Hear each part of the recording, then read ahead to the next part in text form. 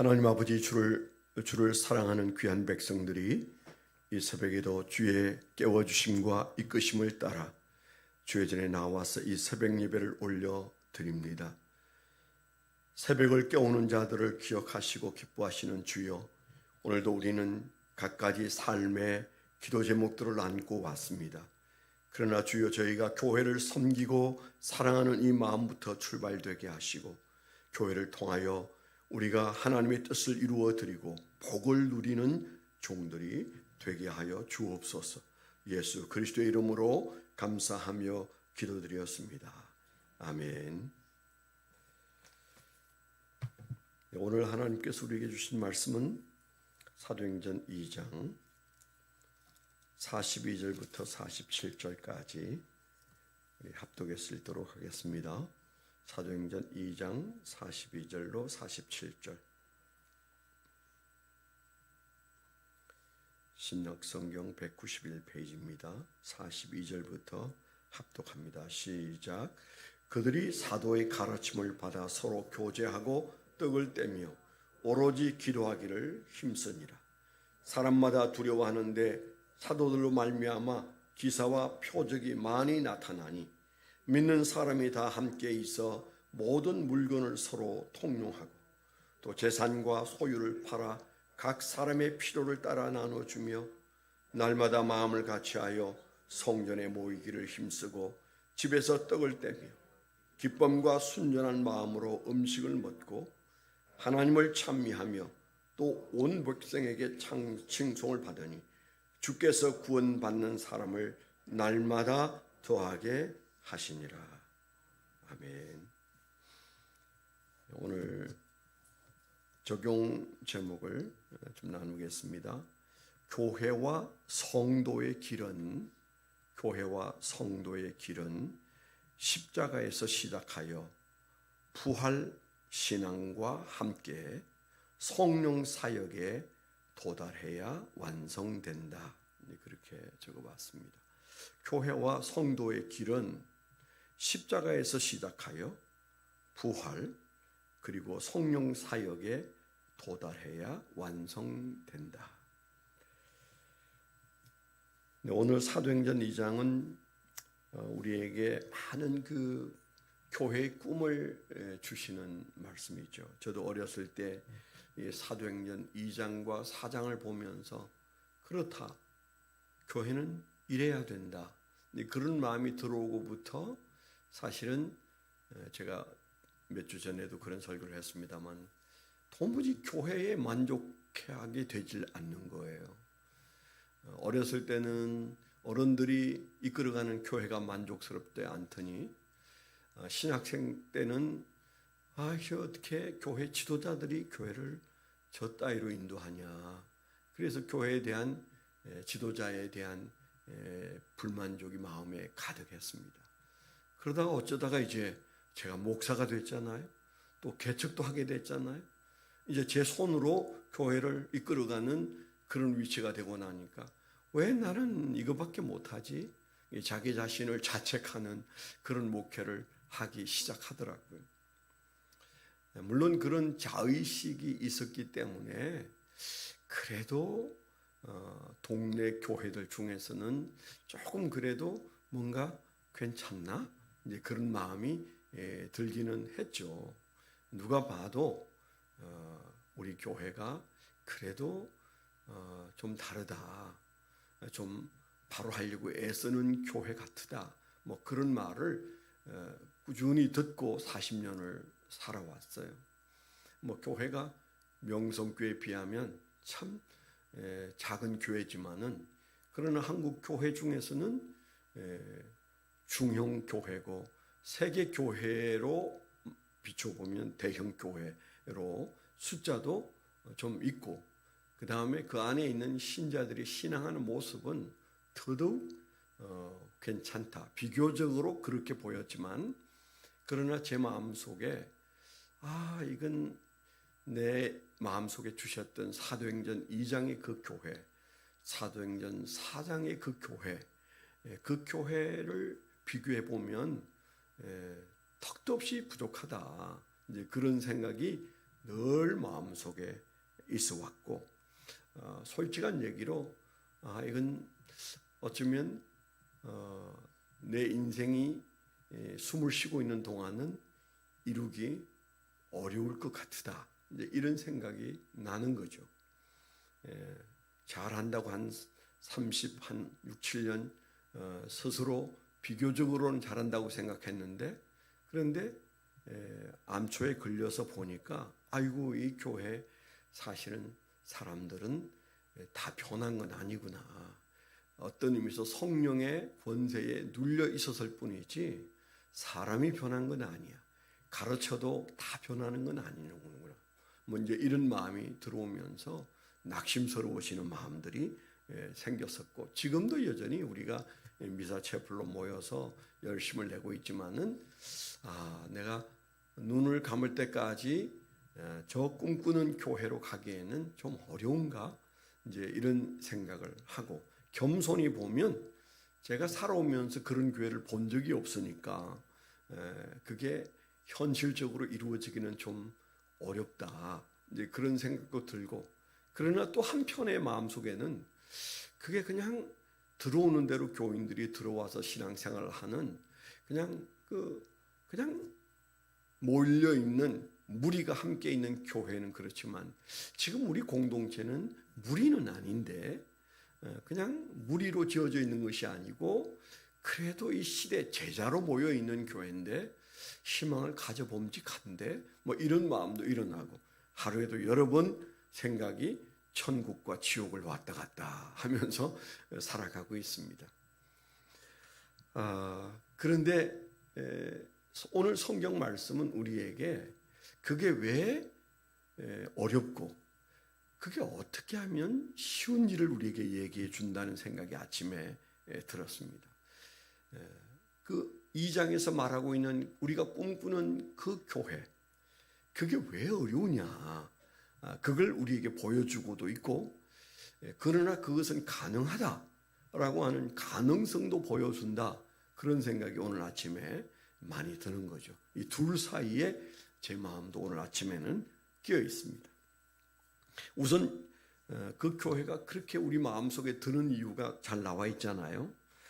그들이 예수 믿는 사람들이 불어나기 시작했는데 하루에 3,000명이 몰려오기도 하고 침례를 받기도 하고 해서 엄청난 사람들이 신자로 바뀌는 역사가 일어났습니다. 그것도 예수님이 계실 때 보지 못했던 현상이 일어난 거죠. 그리고 뭐라고 그랬어요? 그들은 하나님의 말씀을 받더라 그랬어요. 말씀에 대하여 열린 마음으로 말씀을 받더니, 또 사도들의 가르침 앞에서도 그들은 세 번역에 보면 사도들의 가르침에 몰입했다, 그렇게 되어 있어요. 그러니까 아주 열심히 가르침을 받았습니다. 그리고 그들은 날마다 교제를 했어요.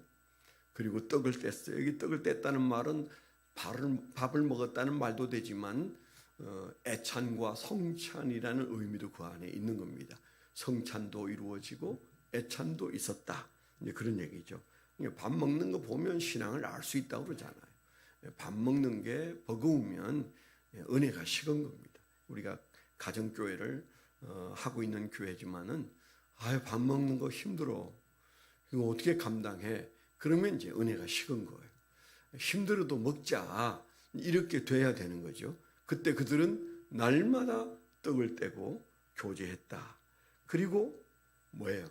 오로지 기도에 힘썼다, 그런 말씀도 오늘 말씀 속에 있고, 그 다음에 그들 안에는 두려움이 흐르고 있었다. 이 두려움이라는 것은 사도들의 영적 권위를 사람들이 가지기 시작했다, 그 말이에요. 기적이 일어나고 말씀의 능력이 나타나고 그러면서 그 성도들이 교회에 대한 두려움이 생긴 겁니다. 이게 질서입니다. 질서 없는 교회는 아무리 성령의 은사가 나타나도 얼마 가지 않아서 그 교회는 무너집니다. 찢어집니다. 그 안에는 영적인 권위가 드러나기 시작하면서 질서가 있어서 그 질서를 따르지 못하는 사람은 거기서 빠져나가게 돼 있어요. 그러면서 초대교회부터 지금까지 교회는 하나님이 주시는 영적 질서가 딱 자리 잡고 있어서 누가 뭘 하지 않아도 그게 이루어지는 거죠. 그게 이제 안 되니까 그 다음부터 가톨릭에서 이제 엄한 벌을 주는 그런 어떤 징계가 일어나고 치리가 일어나고 그 다음에 규약이 들어서고 이래가지고 천주교의 규약이 얼마나 엄합니까? 사람을 그냥 매달아 죽이기까지 하는 법이 교회 안에서 나오지 않았겠어요? 그건 영적 권위가 무너지니까 이젠 법이라는 힘을 사용하기 시작하는 거죠. 그건 그때부터 벌써 그건 교회가 아니에요. 교회는 그런 것으로 가는 게 아닙니다. 세상하고 너무 다른 거죠. 이 질서를 우리가 잘 알아야 돼요. 그래서 우리가 그때 그들은 사람을 두려워했다. 사람들이 두려워했다.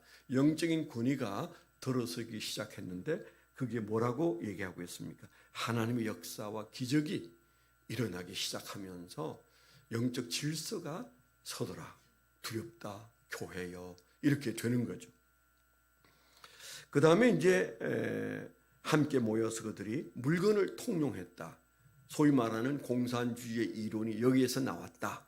그런 얘기를 우리가 말을 하지 않습니까? 공산주의를 일으킨 사람들은 모두 다 신학생 출신이에요. 참 이 아이러니한 거죠. 그래서 칼 막스니 레닌이니 뭐 이런 사람들은 다 신학교 출신이고 심지어 모택동까지도 기독교 학교를 다녔어요. 그러면서 선교사한테 얻어맞고는 교회를 떠난 사람이고 그런 거죠. 그러니까 기독교와 무관한 공산주의 아닙니다.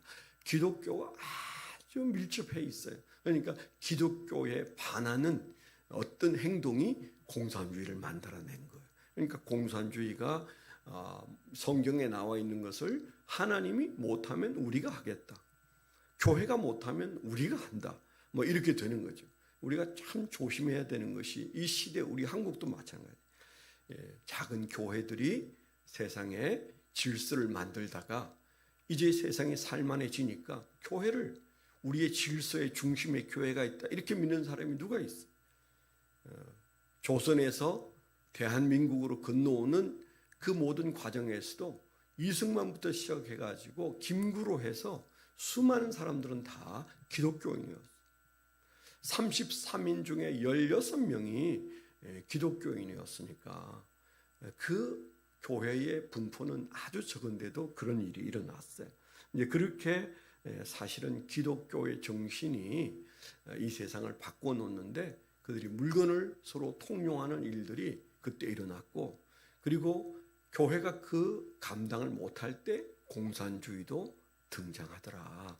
우리가 이런 역사적 교훈을 무시하면 안 됩니다.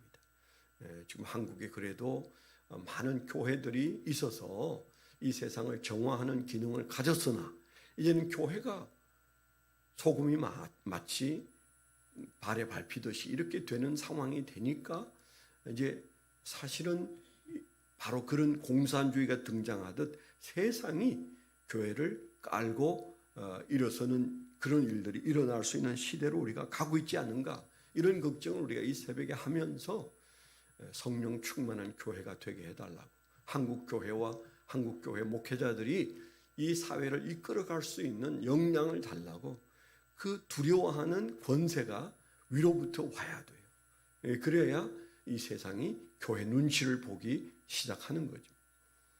우리가 그런 의미에서 그 마음속에 우리가 가지고 있는 아름다운 모습, 서로 물건을 통용하고 재산을 팔아서 피로를 나누고 그런 일들이 일어났다.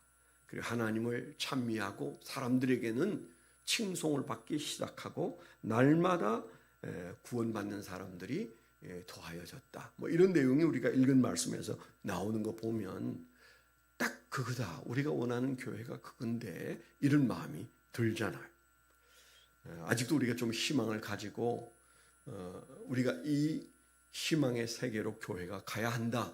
이제 그런 마음을 좀 가지고 교회와 동행해야 되는데 그럼 도대체 여기에 어떻게 그게 가능하냐? 오늘 말씀에서 희망도 보인다면 그게 가능한 이유는 오늘 제가 적용 제목에 쓴 것처럼 세 가지입니다.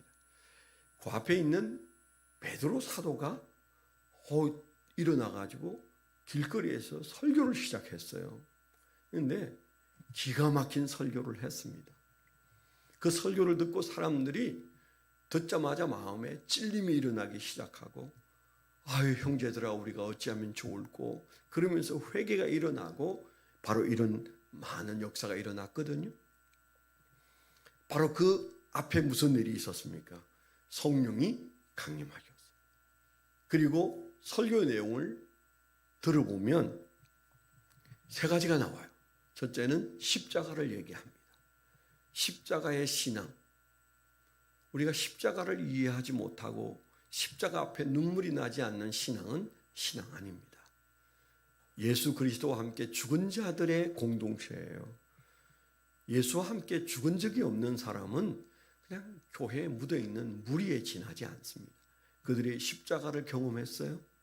그 다음에 베드로 사도가 말하는 설교 안에 뭐가 나와요? 부활이 나와요. 예수와 함께 죄된 내가 죽은 십자가의 신앙과 함께 부활 신앙이 있어야 돼요. 부활이 없는 신앙은 세상을 감당하지 못합니다. 우리의 문제를 감당하지 못해요. 죽어도 사는 신앙, 죽음이 끝이 아닌 신앙, 예수가 살아나셨으므로 우리의 부활이 증명되는 신앙, 그래야 우리가 순교가 가능한 거거든요. 또 무엇이든 주님 앞에 내어놓을 수 있거든요. 근데 십자가는 이해를 하는데 부활에 대한 확신이 없다.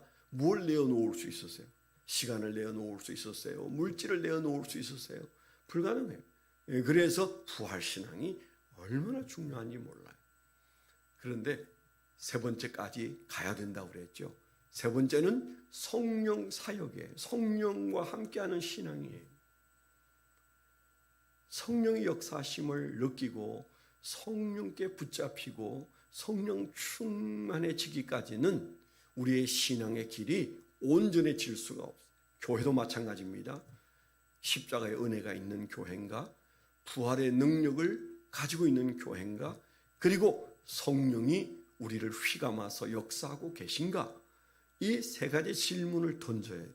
개인도 십자가의 은혜가 없고 부활의 확신과 은혜가 없고 성령이 나를 붙잡고 역사하신다, 이거 없으면 조용하게 살아야 돼요. 아직 아닌 거예요. 근데 오늘날 이 땅에는 너무 많은 교회 지도자들이 십자가도 부활도 성령도 없는 목회를 해요. 그러니 그저 머리로 배운 것 가지고 말할 수밖에 없고 사람들은 무지하니까 그 말을 따라서 움직이는 거예요. 우리가 교회를 시험하고 우리 신앙을 시험하는 바로메타가 이 세 가지다 이렇게 말하면 틀림없어요. 십자가, 부활, 성령, 이 세 가지가 우리 안에 있어야 우리 안에 천국이 이루어지고, 그런 이들이 모여서 교회를 추구할 때 거기에서 사도행전 2장과 4장의 교회가 서서히 그 모습을 드러낼 겁니다. 이 세 가지가 이해가 되지 않으면 잠잠해야 돼요. 그리고 이것이 이루어져야 내가 꿈꾸던 교회가 이루어지겠구나, 우리가 이런 마음을 가져야 되는 거죠. 그런 교회는 아무리 작은 교회도 주님의 뜻을 이루는 교회로서의 사명을 감당할 수가 있어요. 불과 120명이 모여서 마가의 다락방에서 시작된 이 초대 교회가 세상을 뒤집어 놓은 것은 이 세 가지가 있었기 때문에 오늘 우리가 이 말씀을 붙들고 주님 앞에서 주여 우리 교회가, 우리 가정이, 그리고 내 심령이 십자가, 부활, 성령 이 세 가지로 충만케 해달라고 기도하는 새벽이 되시기를 축원합니다. 네, 이제 기도 제목을 좀 하나 말씀드리면 대각성 전도운동이 시작이 되었습니다. 11월 17일까지 내가 꼭 한 사람을 전도해서 교회에 데리고 오리라. 우리가 목표를 세우셔야. 그리고 어떻게 하면 이 사명을 감당할 수 있을까? 교회가 부여한 사명, 가장 귀한 사명. 우리가 이 사명을 가장 어려운 사명 이렇게 생각하면 발도 안 떼어져요. 가장 중요한 사명. 여러분들 위해서 교회 전체가 대각성 전도운동에 몰입할 수 있도록 여러분 기도해 주시기를 바랍니다. 하나님 아버지 감사합니다. 오늘도 새날을 주시면서 우리가 꿈꾸는 그 교회가 어떻게 가능한지를 우리에게 분명하게 보여주셨습니다. 십자가, 부활, 성령, 주님 가슴에 품고 성령 사역으로 나아가는 종들이 되게 하여 주시옵소서. 이제는 우리 주 예수 그리스도의 은혜와 아버지 하나님의 극진하신 사랑과 성령님의 내주 동행하시며 감화감동하심이 하나님을 사랑하는 거룩한 백성들의 생애 위에 지금부터 영원토록 함께하여 주시옵기만을 간절히 축원하옵나이다.